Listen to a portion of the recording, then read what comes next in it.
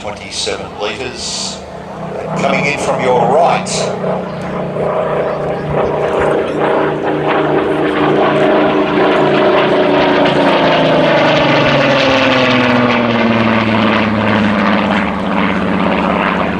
having that particular growl of the Rolls-Royce Griffin, 35 litre V12. This particular aircraft was manufactured by Supermarine Southampton in 1944. It was originally actually ordered as a Mark 8 that would have been fitted with the Merlin,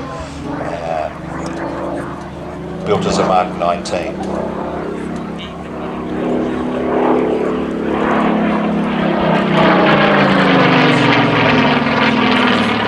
March 45, it was delivered to number 16 Squadron and undertook operational wartime missions over the Hague, Rotterdam, the River Elbe, Emden, Bremerhaven and Cuxhaven, photographing shipping and V2 sites. This was one of the major targets for the German V weapons at the end of the Second World War. Returned to the UK in March 1946 through a succession of different maintenance units.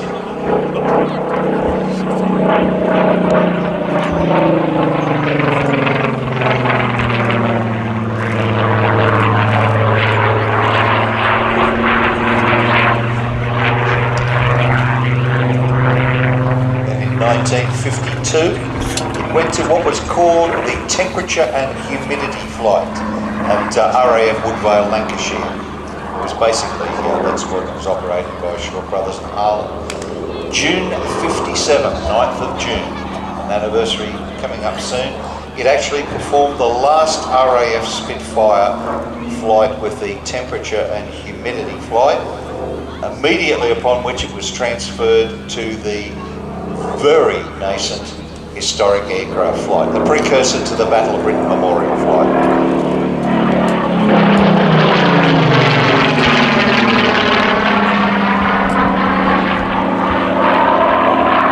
The PR-19 was the unarmed version. Carried a variety of different cameras, oblique, vertical, and used for reconnaissance. Spitfires used throughout the war in that role, undertaking flights over the continent and also up through into Scandinavia. This is truly a World War II operational aircraft.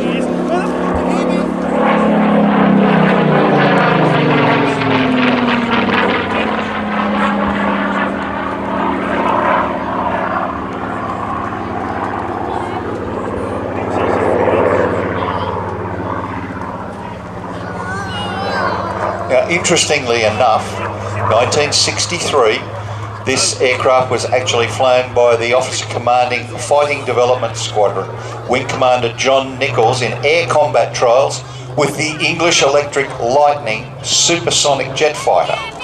Why? Indonesian confrontation was taking place at that time, and the RAF was based down in Singapore and Malaya.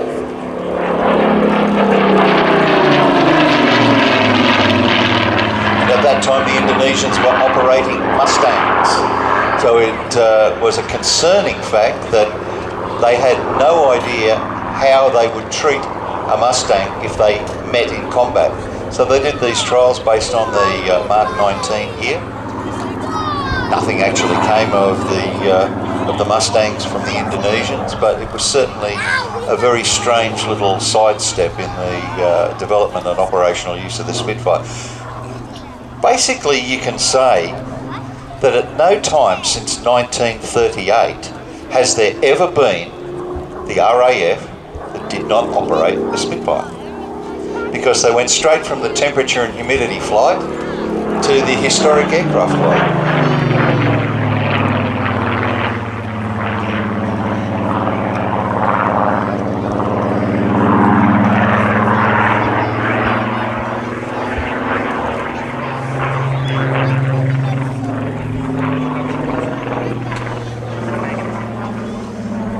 Aircraft flown today by Chris Hadlow.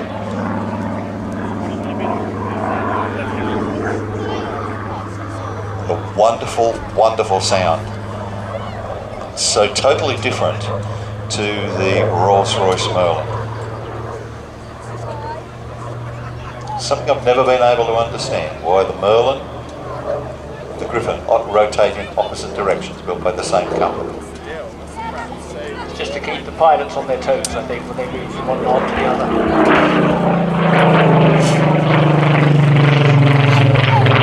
This machine also flew in the Battle of Britain movie, wore 6 different codes during that time.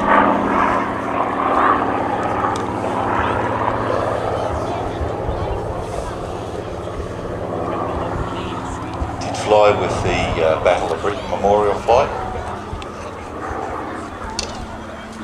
And in September 1996, it was sold to Rolls-Royce. Rolls-Royce synonymous with the Spitfire, the Hurricane, the Lancaster, and the Mustgan.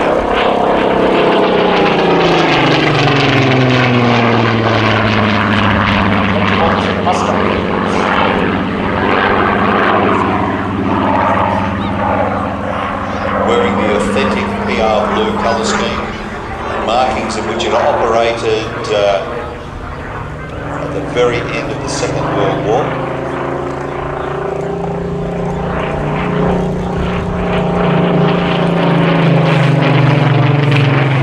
It's a very fitting tribute to the men who operated these aircraft, flying over enemy territory completely unarmed, but there to get vital information.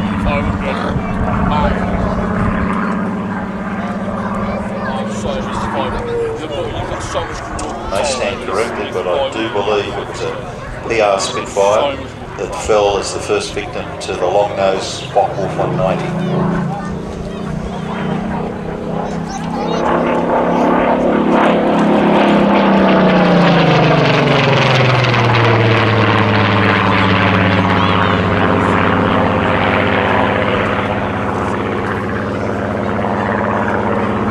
Griffin engine being of greater horsepower.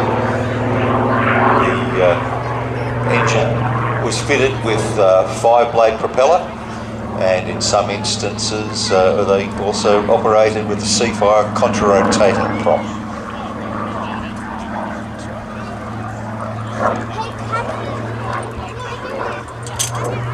Well, ladies and gentlemen, get your cameras ready. And as the aircraft comes through, give Chris a huge wave. This will be his final pass for today. What a wonderful sight and sound.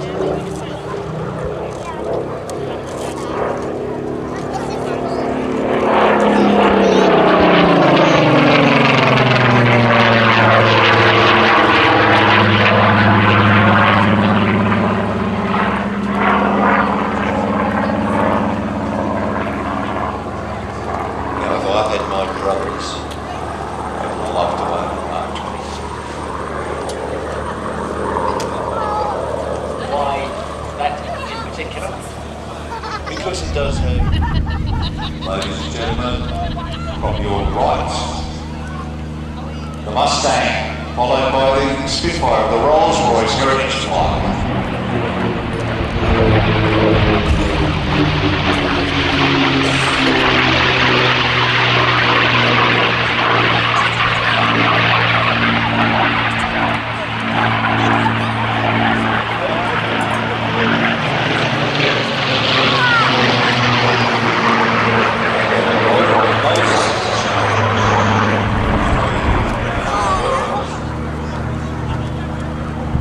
One of the late manufactured Spitfires,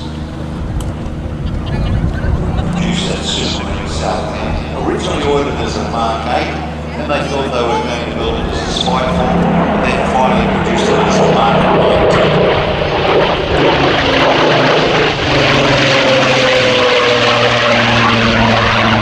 Completely unarmed for reconnaissance, as were the high-altitude Spitfire aircraft powered by the Rolls-Royce. This machine flew operational sorties over the Hague, Rotterdam, the River Elbe, Emden, Bremerhaven and Cuxhaven, photographing shipping and V2 sites.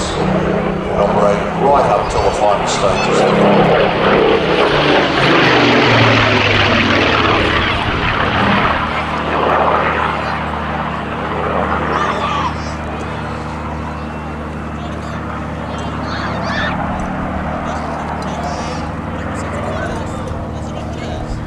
Fortunately, none of that information was used. It was transferred to the Battle of Britain Memorial Flight and later to Rolls-Royce. September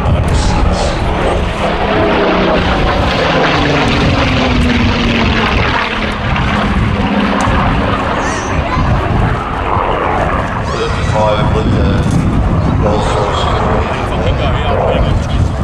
This being one of over 20.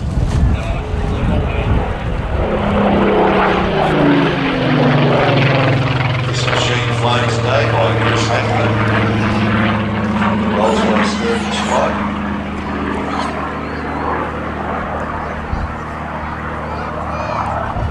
What a beautiful sight to see against that setting sun, as you mentioned earlier.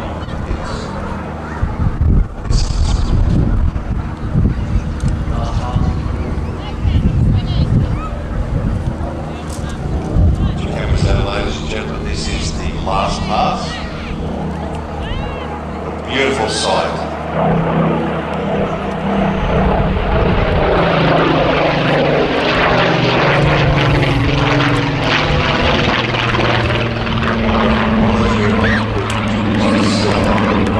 Put your hands together, ladies and gentlemen, for the Spitfire Mark 19.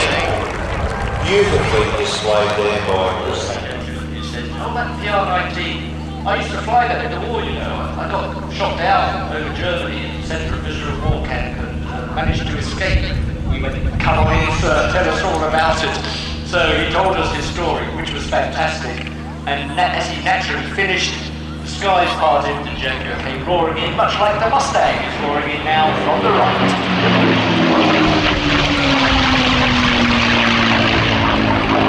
So the 5 with the 7mm boots. 5 was able to go all the way to Berlin and back. Conceived as a result of the British Air Purchasing Commission, they went to North America and asked North America to produce the P-41 under license to Dutch Kindelberg and counter offer. We will build you a better aircraft in the same time that it takes us to They used the same Allison engine, but incorporated a laminar flow wing, rather radical type of engine cooling duct, engine radiator oil cooling, which actually was able to produce thrust. Came up with what was called the Mustang Mark I. The RAF had actually ordered, the British had actually ordered 320 of these in March 1940. And the prototype didn't fly until 26 October 1940, so many months later they had great faith in the North American product.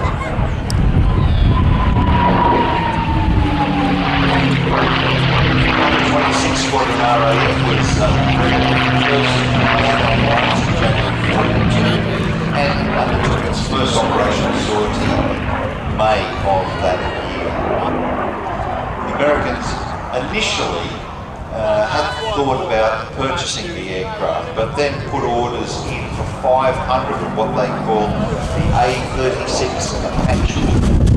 Basically, a dive bomber type variant which actually had dive brakes that came up out of the wings, still powered by the Allison engine.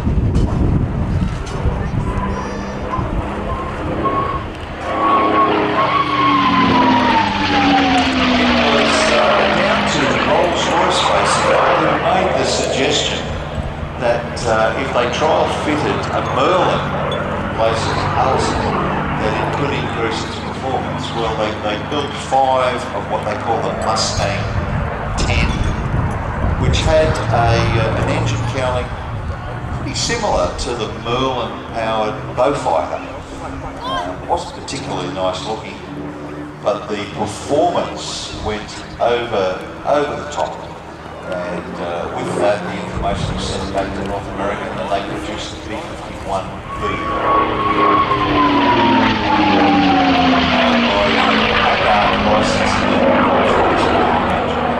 Packard wasn't the only one to license Belton Melbourne, they also licensed it to Continental.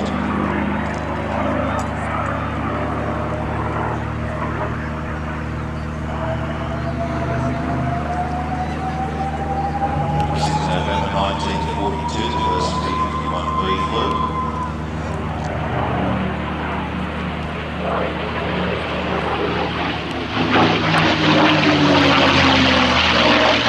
The early models had the high rear fuselage, very similar to that of the Spitfire, and in an effort to improve rearward visibility, the same as the British were doing with their aircraft at the time, getting sort of a bubble type canopy. The Americans flew the P-51D in November 1943.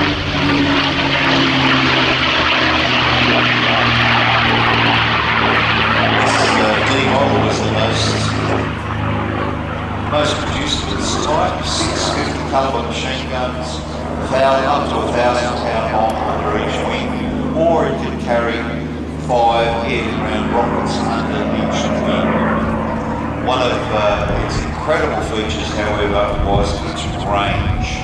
Maximum range of about 1,830 nautical miles with drop tanks, and that's just a tad under 3,000 kilometres.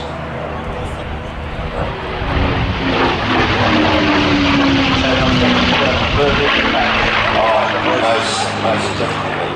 And not only that, we're talking here about European operations, but in the Pacific, where they also used the Mustang and a special version of the Thunderbolt. The Mustangs that they used went on what they were referred to as DLR missions. Mostly, one of the major groups was the Spitfire group, which was squadrons operating out of Iwo Jima, accompanying the B-29s all the way to Japan. Missions up to 8 miles.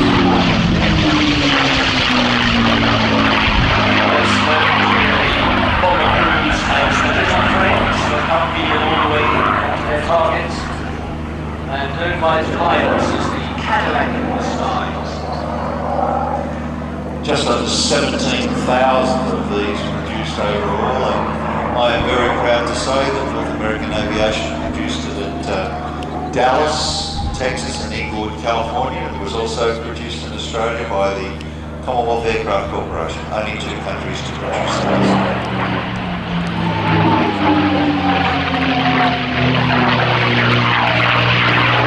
Now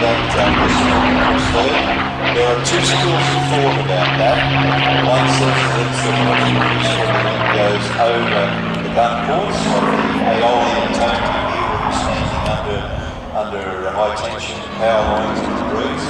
Other people say that it is actually the whistle that's coming from the supercharger. The Packard does have a whistle about it.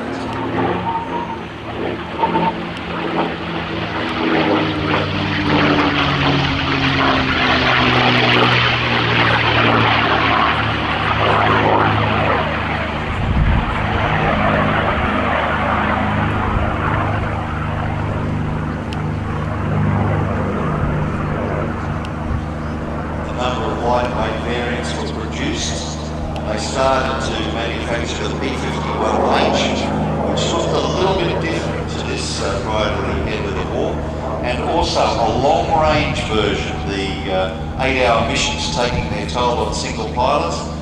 But they produced the twin Mustang, 2 fuselages joined by a common centre section, 6 machine guns in that centre section.